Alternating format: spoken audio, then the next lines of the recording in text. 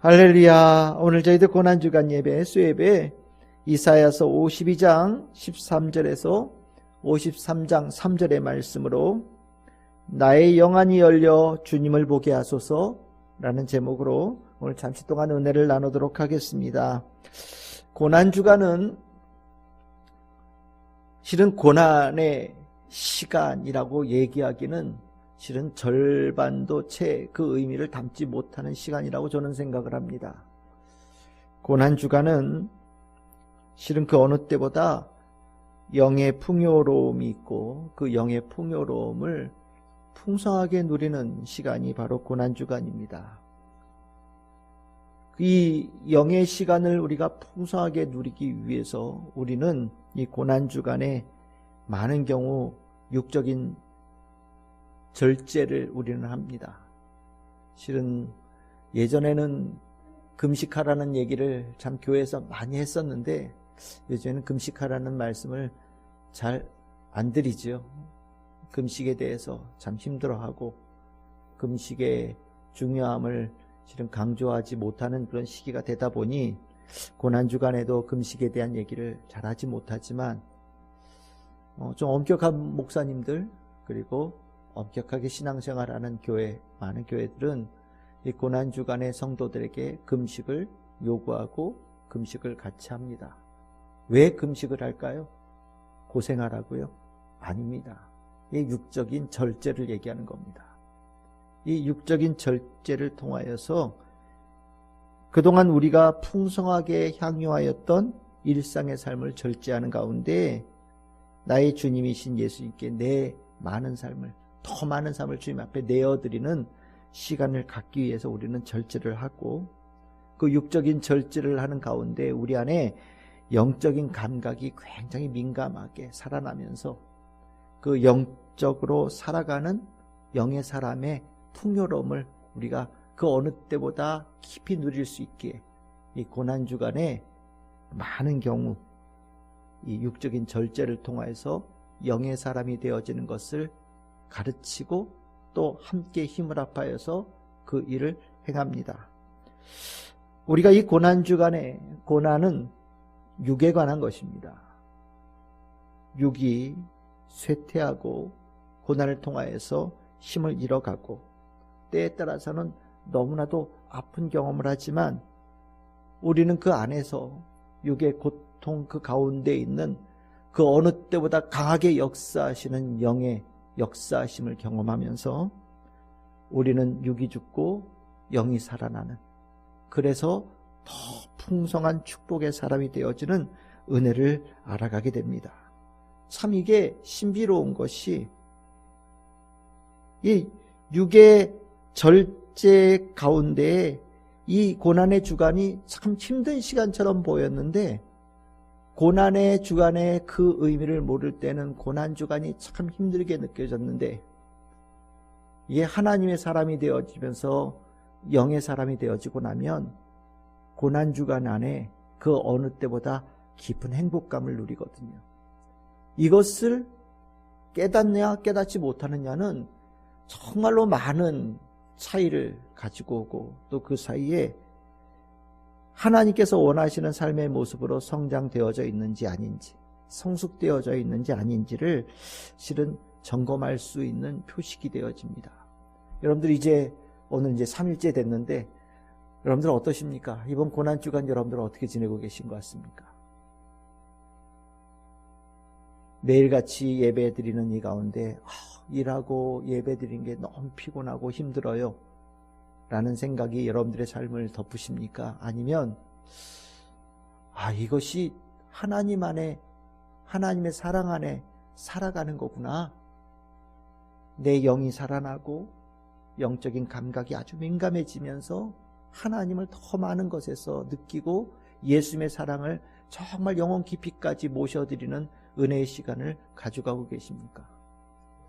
저는 여러분들에게 이 고난주간에 육의 고통을 머무르지 말고 이 고난 속에 더 깊이 들어있는 살아있는 역사하심의 승리하심을 우리 성도들이 다 체험할 수 있는 시간이 되기를 소망합니다. 우리가 이 참 잘 이 육의 절제를 하면서 영의 풍성함을 제대로 누리고 있느냐, 아니면 내가 아직 부족한가 라는 것을 점검할 수 있는 말씀이 있는데 오늘 읽었던 이 말씀이에요. 이사야서 52장 13절에서 53장 길게 보면 12절까지 나와 있는 이 말씀이 내가 영의 사람으로, 영의 풍성함으로 살아가고 있는지를 돌아보게 만드는 아주 중요한 말씀입니다. 성경에 중요한 말씀 참 많이 있죠. 근데 이 이사야에서 오늘 읽은 이 본문 말씀은 그 가운데 손꼽히는 말씀입니다. 우리가 예수님의 말씀, 예수님께서 전하신 예수 그리스도의 복음이 들어있는 것을 복음서라고 얘기하잖아요. 그런데 복음서는 신약 성경에 4권이 있는데 구약 성경에 이 복음서에 준하는 책이 있다. 그거를 흔히 이사야서를 제5복음서, 그냥 흔히 그렇게 부릅니다. 우리가 앞서 이틀 동안 나누었던 시편 22편, 시편 22편의 별명이 뭐냐면 복음 시편이에요. 우리가 예수님의 그 생애, 예수님의 이 땅에 오신 것을 구약 성경을 통해서 이렇게 근거를 대고 예수님께서도 내가 그 말씀의 성취라는 것을 많이 말씀하셨거든요. 그게 구약 성경의 인용이 중요한 게 한 13 말씀이 있다라고 얘기하는데 그 중에 9개의 말씀이 시편에서 나왔고 또 그 중에 5개의 말씀이 시편 22편에서 나온 거예요. 그러니까 시편 22편의 말씀을 읽을 때 우리는 자연스럽게 예수님을 떠오르게 되잖아요. 똑같이 오늘 읽은 이 본문 말씀 이사야서 52장 13절에서 53장 12절까지의 말씀도 예수님을 떠오르게 하는 말씀이 되어지면서 이것 또한 복음의 말씀이다 라고 우리가 흔히 얘기합니다. 이 말씀에 명칭이 있습니다. 흔히 종의 노래라고 부르지요. 고난받는 종의 노래. 이사야서에서는 종의 노래가 4개가 있습니다. 42장 1절에서 4절, 49장 1절에서 6절, 50장 4절에서 9절, 그리고 오늘 읽은 본문까지 총 4개의 종의 노래가 나와요. 그 종의 노래 4개 가운데 오늘 이 마지막 나오는 종의 노래가 앞에 있었던 모든 종의 노래를 종합하고 또 그것을 우리에게 그 완결해 주는 의미의 그런 종의 노래거든요. 그래서 종의 노래를 설교할 때 보통 이 52장 13절에서 53장 12절까지의 말씀을 가지고 종의 노래 설명을 합니다. 이 말씀의 원래 근간은 이거예요. 하나님께서 이사야 예언자를 통하여서 예언 계시를 주신 말씀입니다. 하나님의 뜻을 이스라엘 백성들에게 전해주신 거예요. 이스라엘 백성들이 포로제가 있었거든요. 포로제에 끌려가서 거의 60년 가까이 있었던 것 같습니다. 그러니까 아마 많은 끌려왔던 첫 번째 세대들은 이미 숨을 거뒀고 고향 땅으로 돌아간다라는 생각에 희망을 접는 그런 사람들이 많아지기도 하고 하나님께서 자신들을 버렸다라는 생각, 우리는 더 이상 하나님의 백성이 아니라는 생각들이 이스라엘 백성들에게 아주 가득해지는 일들이 있었을 거예요. 그때 하나님께서 그렇지 않다. 너희들은 여전히 내 백성이고 나는 너희들을 지극히 사랑하고 있고 너희들을 반드시 고향 땅 가나안 땅으로 돌아가게 할 거다. 내가 이런 계획을 가지고 있다. 너희들을 데리고 이끌고 구원의 땅으로 나아갈 하나님의 사람을 내가 너희들에게 보여주겠다. 내가 너희들에게 그런 사람을 이미 준비해 두었다라고 말씀하시는 부분이 바로 이 오늘 읽었던 본문이거든요. 그래서 이 말씀은 실은 이스라엘 백성들에게는 너무나도 기다렸던 말씀이에요. 우리가 흔히 아는 메시아, 우리를 구원하여 줄이, 우리를 이끌어서 가나안 땅으로 다시 돌아가게 할 지도자와 같은 사람이 바로 이 하나님께서 52장 이하에서 말씀하신 그 지도자의 예언이거든요. 얼마나 기뻤겠어요? 이 말씀을 하나님께서 이사야 예언자를 통해서 이스라엘 백성들에게 주셨을 때 이스라엘 백성들 너무 기쁘게 아마 이 말씀을 받아들였을 거라는 생각을 했습니다. 그런데 참 신기하게요. 하나님은 좀 굉장히 특이하게 하나님의 뜻을 보여주셨어요. 굉장히 특이하게 하나님께 가지고 계신 그 뜻을 이스라엘 백성들에게 전달하셨습니다. 너무 이상해요. 실은 엄밀하게 얘기하면 너무 이상합니다. 여러분들, 하나님께서 예언자를 통해서, 이사야 예언자를 통해서 한 사람을 주목하라고 하는데, 그 주목하라고 할 때 여러분들 어떤 생각이 들겠어요? 누굴까? 그 사람이 누굴까? 아마 굉장히 많은 관심을 가져보지 않겠습니까? 하나님께서 사용하시는 사람이 도대체 어떻게 생겼을까? 하나님의 그 귀한 구원의 뜻을 이룰 존재라고 하는데 얼마나 멋진 사람일까?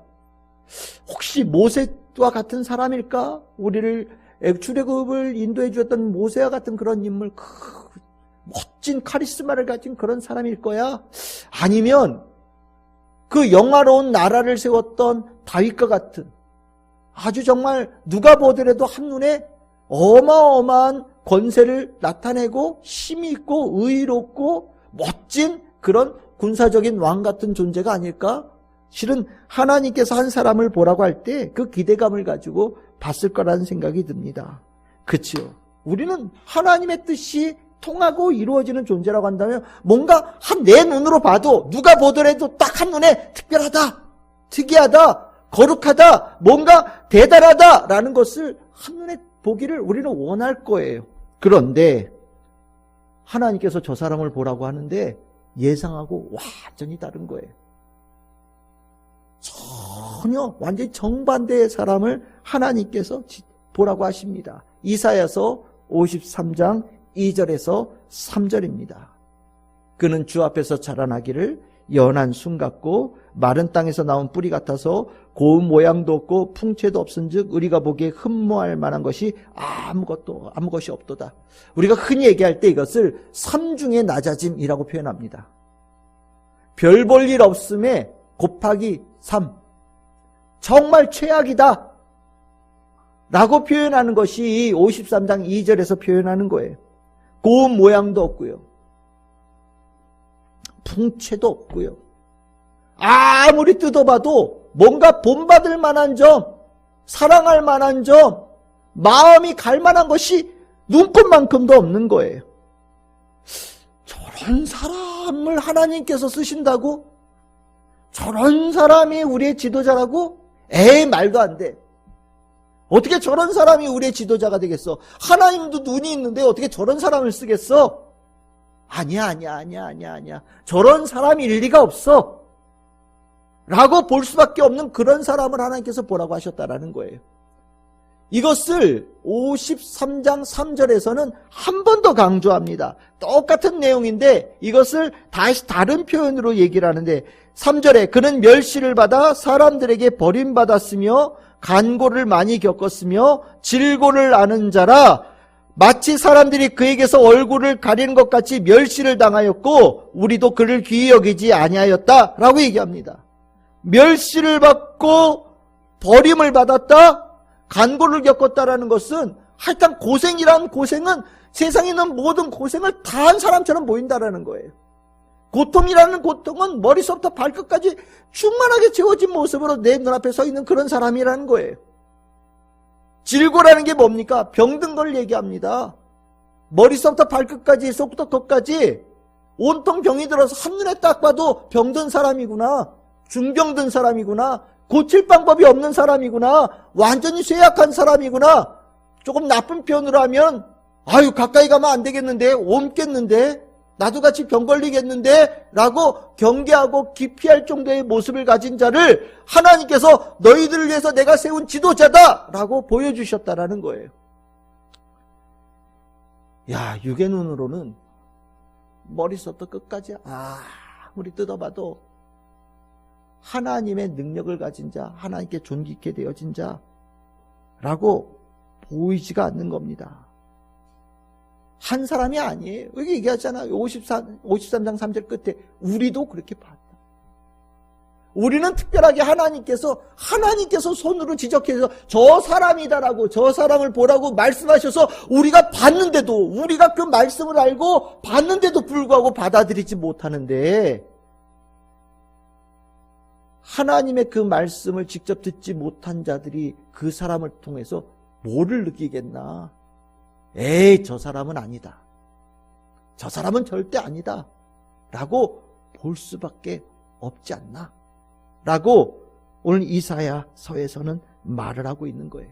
누구의 눈으로 보면 좋아하지 않을 정도가 아니라 완전히 기피하고 멸시할 수밖에 없는, 가까이 오지 마세요. 나는 친하고 싶지 않아요. 저 멀리 떠나세요. 우리 동네에 들어오지 마세요. 당신은 내 주변 100m 이내에 들어오면 안 됩니다. 다시는 내 눈에 띄지 마세요. 라고 얘기할 정도의 존재밖에 보이지 않는다라는 거예요. 그런데 이 사람은 우리는 알죠. 진짜 하나님의 사람이에요. 진짜 하나님의 종입니다. 하나님께서 이사야 예언자를 통하여 저 사람이 내 종이다라고 분명하게 지정하셨고 말씀하셨기 때문에 거기에는 조금도 거짓이 없지요. 그 여호와의 종이라고 하나님께서 부른 사람 53장 1절 보니 이렇게 되어 있습니다. 여호와의 팔이 누구에게 나타났느냐. 겉모양은 너무 혐오스럽게 생겼는데 겉모양으로는 정말 육의 눈으로 봤을 때는 형편없는 사람, 그 이하의 사람인데 이 사람에게 하나님께서 함께 하심에 특별함이 있다라는 거예요. 여호와의 팔, 하나님의 권능, 하나님의 임재가 그 사람을 통해서 나타난다라는 겁니다.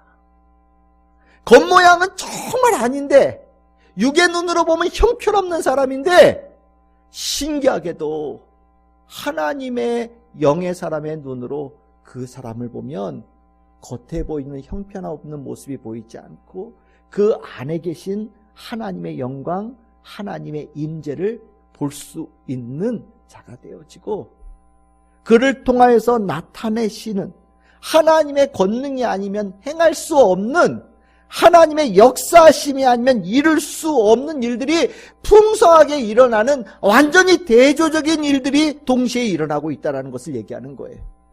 한 사람이 있어요. 육의 눈으로 보면 완전히 꽝이에요. 이렇게 비참하고 못난 사람이 없어요. 그런데 신기하게도 하나님의 능력, 하나님의 임재가 아니면 일어날 수 없는 일들이 그를 통해서 풍성하게 일어납니다. 이 똑같은 사람을 놓고 두 가지의 다른 시선으로 보아야 되는 상황이 된 거예요. 어떤 사람으로 그 사람이 보이느냐? 그 사람을 너는 어떻게 보고 있느냐? 그 사람의 어떤 면을 보고 있느냐? 너는 육의 눈으로 그 사람을 보느냐? 영의 눈으로 그 사람을 보느냐? 하나님께서 이스라엘 백성들에게 묻고 있는 겁니다. 영의 눈으로 보지 않으면 하나님의 종의 진면목을 볼 수 없지요. 육의 눈으로는 결코 하나님의 임재와 하나님의 영광을 볼 수 없는 겁니다. 왜 우리가 영의 사람이 되어져야 되는가? 하나님의 역사하심은 육의 눈으로는 가늠할 수 없기 때문이에요. 육의 눈으로는 하나님의 임재와 하나님의 영광을 다 알아차릴 수가 없어요.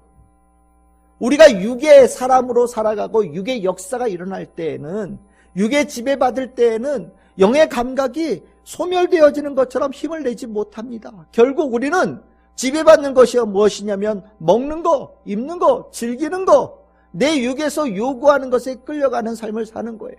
우리가 그렇게 살아가는 거예요. 우리가 육을 가진 영의 사람으로 구원받은 자가 되었음에도 불구하고 우리가 육체를 가졌기에 우리는 육의 욕구에 끌려가고 영향을 받을 수밖에 없는 삶을 살고 있는 겁니다. 그런데 이 고난주간 참으로 귀한 것이 우리에게 육의 절제를 요구해요. 우리에게 육의 절제를 주님께서 가르치십니다. 고난을 통하여서 육의 힘을 잃어가는 시간을 우리에게 주시는 거예요. 우리는 육이 힘들고 육이 어려워지는 과정을 통하여서 고통스럽다라고 표현하지만 실은 그 단계를 넘어서고 나면 육이 죽어갈 때 더 귀한 영이 살아나는 것을 깨닫게 되어지고, 영이 살아나는 것을 통하여서 진실로 살아 역사하시는 하나님을 만나고 하나님을 볼 수 있고 하나님의 역사하심에 동참할 수 있는 성도들이 되어갈 수 있는 겁니다. 만약에 우리가 이 고난주간에도 육의 절제를 해낼 수 없다면, 육의 절제 속에 영이 살아나는 시간을 우리가 갖지 못한다면, 우리는 예수 그리스도가 내 앞에 오셔도 예수 그리스도를 제대로 고백할 수 없는 자가 될 수밖에 없는 거예요. 육으로는 예수를 그리스도라고 고백할 수가 없습니다. 육으로는 예수는 가장 못난 사람이에요. 육으로는 예수는 가장 비천한 사람입니다. 성경의 말대로 한다면 육으로 보면 예수는 저주받은 사람이에요. 하지만 영의 눈으로 볼 때 그 안에 하나님의 임재가 보이고 하나님의 뜻이 보이고 하나님의 계획의 성취가 보이고 하나님의 영광이 그 안에 충만하다라는 것을 보게 되어지고, 더 나아가서 예수 그리스도가 바로 하나님 그분이라는 것을 깨닫게 되어지는 은혜를 얻게 되는 것이지요. 우리가 이 고난주간에 우리가 예수 그리스도를 본다라는 것, 실은 굉장히 중요한 의미를 가지고 있는 거예요. 우리가 예수를 그렇게 볼 수 있다면 만물 가운데 계신 하나님을 그렇게 볼 수 있어요. 우리가 육이 절제되어지는 가운데 영이 살아나면요, 만물 가운데 계신 하나님을 우리가 느낄 수 있고, 세미하게 말씀하시는 하나님의 말씀을 들을 수가 있고, 저 깊이 근원에 흐르고 있는 사랑의 감동을 내가 느낄 수 있고, 내 손을 잡고 함께 걸어가시는 하나님의 따뜻함을 느낄 수가 있고, 여전히 이 모든 역사의 주관자 되시며 모든 것을 하나님의 뜻대로 이끌어 가시는 하나님의 섭리, 경륜을 내가 믿을 수 있게 되어지고, 하나님의 뜻이 이루어진다는 것을 알기에 하나님의 나라와 그의 의를 위하여 살아갈 수 있는 성도의 삶을 살 수 있게 되어지는 축복을 갖게 되어지는 거예요. 이것은 영이 절제되어지며 영이 되살아날 때, 영의 풍요로움이 나타날 때 우리가 얻을 수 있는 축복입니다. 같은 사람을 보며 실은 겉모양은 형편없는 사람, 하지만 그에게 나타나는 놀라운 일들, 이것을 가운데 하나님께서 그 가운데 하나님이 계시다는 것을 깨달은 영의 눈을 뜬 이스라엘 백성들, 하나님을 보고 나니, 하나님의 뜻을 알고 나니 충격을 받게 됩니다. 그 충격의 내용이 이사야서 52장 13절에서 15절에 나오는 말씀이에요. 두 번 놀라는 얘기가 나옵니다. 한 번은 너무 육적으로 형편없는 모습이어서 놀라요. 그런데 두 번째 놀라는 것은 그가 높이 받들려 올라서 지극히 존귀케 되어지는 모습을 보면서 놀랍니다. 육의 눈을 가진 사람은 예수 그리스도의 그 형편없는 육의 모습에 놀라겠지만, 영의 눈을 뜨고 보는 사람은 그 예수께서 높이 받들려 올려져서 존귀케 되어지는 모습을 보면서 감동과 감화를 얻게 되는 거지요. 이게 얼마나 큰 차이입니까? 얼마나 극명한 차이가 이 가운데에 있습니까? 전에는 십자가에 달리신 예수 그리스도를 따르고 십자가를 짊어지고 따라야 된다는 그 말이 정말 지긋지긋하고 너무 부담되어지는 말씀으로 들리게 될 수밖에 없었겠지요. 왜? 육으로 생각하면 아프고 힘들고 어렵잖아요. 예수님께서 십자가에 달리셔서 고단당하시고 죽임당하신 그 모습을 우리는 이미 알고 있기에 우리는 그 가운데서 얼마나 아프셨을까 육의 고통을 느끼며 나는 그 자리를 웬만하면 피하고 싶다라는 생각을 가질 수밖에 없습니다.